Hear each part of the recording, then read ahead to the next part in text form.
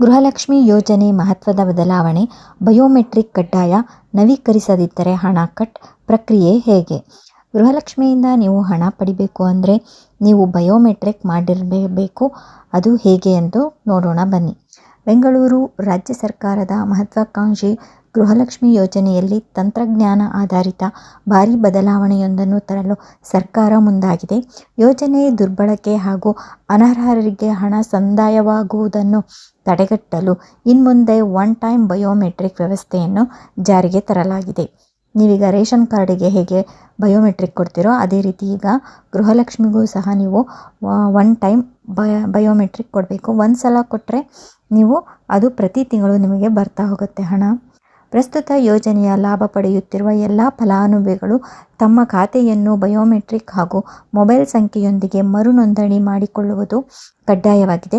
ಒಂದು ವೇಳೆ ನವೀಕರಿಸದಿದ್ದರೆ ಬ್ಯಾಂಕ್ ಖಾತೆಗೆ ಹಣ ಜಮೆಯಾಗುವುದಿಲ್ಲ.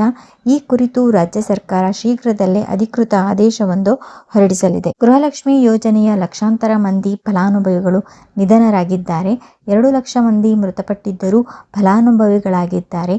50,000ಕ್ಕೂ ಹೆಚ್ಚು ಆದಾಯ ತೆರಿಗೆ ಪಾವತಿದಾರರು ಯೋಜನೆಯ ಲಾಭ ಪಡೆಯುತ್ತಿದ್ದರು.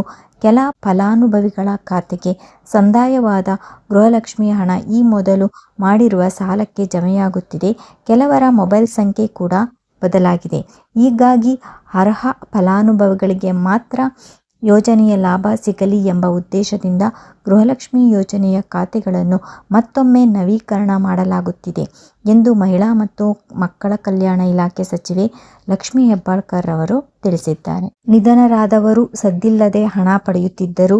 ಹೀಗಾಗಿ ಗೃಹಲಕ್ಷ್ಮಿ ಫಲಾನುಭವಿಗಳು ಬದುಕಿರುವ ಬಗ್ಗೆ ಜೀವಿತ ಪ್ರಮಾಣ ಪತ್ರ ಸಲ್ಲಿಸಲು ನಿರ್ಧರಿಸಲಾಗಿತ್ತು. ಆದರೆ ಇದಕ್ಕೆ ತೀವ್ರವಾದ ವಿರೋಧ ವ್ಯಕ್ತವಾದ ಹಿನ್ನೆಲೆಯಲ್ಲಿ ಅದಕ್ಕೆ ಪರ್ಯಾಯವಾಗಿ ಬಯೋಮೆಟ್ರಿಕ್ ವ್ಯವಸ್ಥೆ ಜಾರಿಗೆ ಮಾಡಲಾಗಿದೆ. ಜೀವಿತ ಪ್ರಮಾಣ ಪತ್ರ ಸಲ್ಲಿಸಬೇಕು ಅಂತ ಮಾಡಿದ್ರು, ಆದರೆ ಅದಕ್ಕೆ ತೀವ್ರ ವಿರೋಧ ವ್ಯಕ್ತವಾಗಿದ್ದರಿಂದ ಬಯೋಮೆಟ್ರಿಕ್ ಅನ್ನು ಅಳವಡಿಸುತ್ತಿದ್ದಾರೆ. ನವೀಕರಣ ಹೇಗೆ ನವೀಕರಣ ಮಾಡೋದು ಅಂದರೆ ಫಲಾನುಭವಿಗಳು ತಮ್ಮ ಹತ್ತಿರದ ಬೆಂಗಳೂರು 1 ಅಥವಾ ಕರ್ನಾಟಕ 1 ಕೇಂದ್ರಗಳಿಗೆ ಭೇಟಿ ನೀಡಿ ಚಾಲ್ತಿಯಲ್ಲಿರುವ ಮೊಬೈಲ್ ಸಂಖ್ಯೆ ಹಾಗೂ ಬಯೋಮೆಟ್ರಿಕ್ ನೀಡುವ ಮೂಲಕ ತಮ್ಮ ಖಾತೆಯನ್ನು ಮರು ನೋಂದಣಿ ಮಾಡಿಸಿಕೊಳ್ಳಬಹುದು.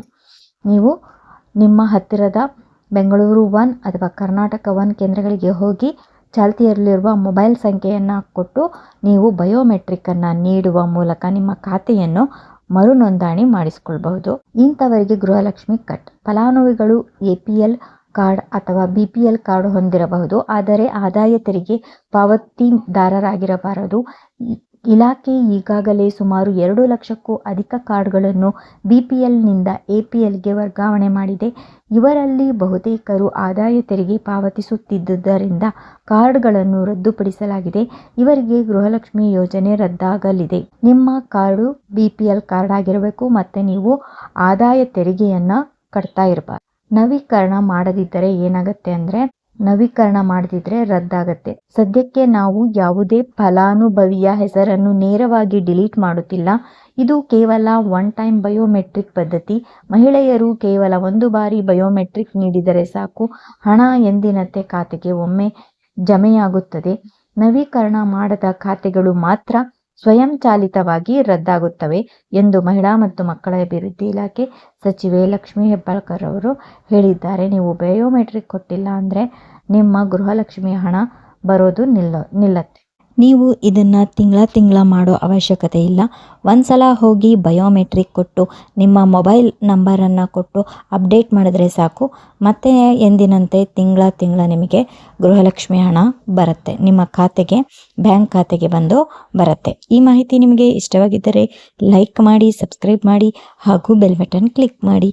ನೋಡಿದ್ದಕ್ಕೆ ಧನ್ಯವಾದಗಳು.